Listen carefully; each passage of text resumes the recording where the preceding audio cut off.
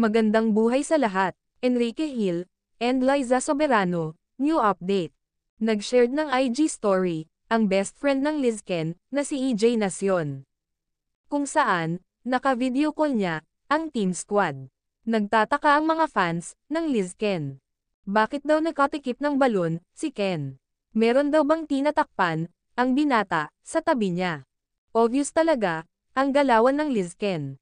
Pero mas matinik, ang fans, di talaga nila ito, pinalampas. Ang kuha kay Ken, na may patakip-takip, pa ng balon. Mukha daw may tinatago si Ken, sa tabi niya. True friends na lang nila, ang nakakaintindi, at nakakaalam, sa lahat. Pero syempre, malakas din ang pakiramdam, ng true fans ng Lizken. Understood na sa kanila, kung sino yung tinekpan, ni Kay nito. Supportive din talaga, ang Team Squad, sa relasyon ng Lizken, at pinili ang Loki.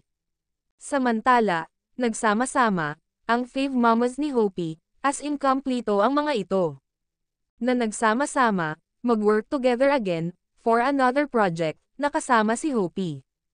Ito ay sina, Renz Pangilinan, Mickey C, at Perry Tabora.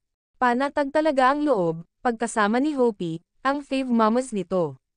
Kasi alagang-alaga din siya.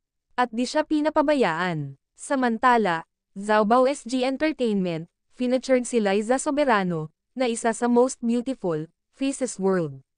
Nakasama niya dito sina, Timothée Chalamet, Tae Hang, Kim Jisuo, Luciana Doster, Xiao Zhang, Gang Yu, at ang ating queen, Liza Soberano, Ningning, Henry Cavill at Amber Heard.